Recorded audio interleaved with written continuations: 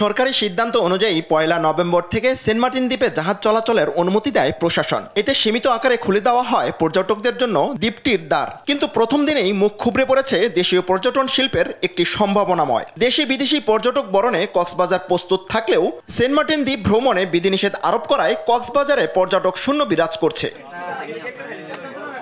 এদিকে কক্সবাজার শহরের নুনিয়ারছড়া বিআরডব্লিউটি এর ঘাট থেকে ২টি জাহাজ সেন্ট মার্টিনের উদ্দেশ্যে ছেড়ে যাওয়ার কথা থাকলেও যাত্রী সংকটের কারণে সেন্ট মার্টিন নৌ রুটে জাহাজ চলাচল শুরু করা যায়নি। এদিকে দ্বীপটিতে বিভিন্ন নিষেধাজ্ঞার কারণে আগ্রহ হারানোর কথা বলছেন সংশ্লিষ্টরা।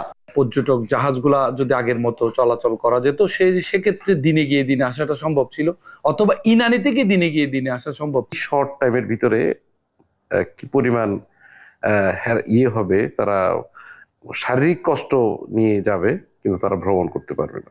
৬টি জাহাজকে অনুমতি দেওয়া হয়েছে জানিয়ে কক্সবাজার জেলা প্রশাসন বলেন, ইতিমধ্যে ট্যুরিজম বোর্ডের ওয়েব পোর্টাল চালু হয়েছে। যাত্রীদের টার্গেট পূরণ হলে জাহাজ মালিক সমিতি যে কোনো সময় জাহাজ চালু করতে পারে।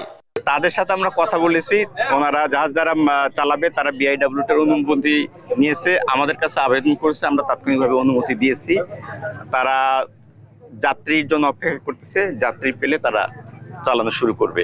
আমরা তাদের সাথে সার্বক্ষণিক যোগাযোগ রাখছি। এর আগে পরিবেশ, বন ও জলবায়ু পরিবর্তন মন্ত্রণালয়ের সিদ্ধান্ত অনুযায়ী চলতি বছরের ফেব্রুয়ারি থেকে ৯ মাসের জন্য বন্ধ করে দেওয়া হয় সেন্ট মার্টিনের পর্যটক ভ্রমণ। মোহাম্মদ শরীফ হোসাইন, নিউজ ডেস্ক, দেশ টিভি।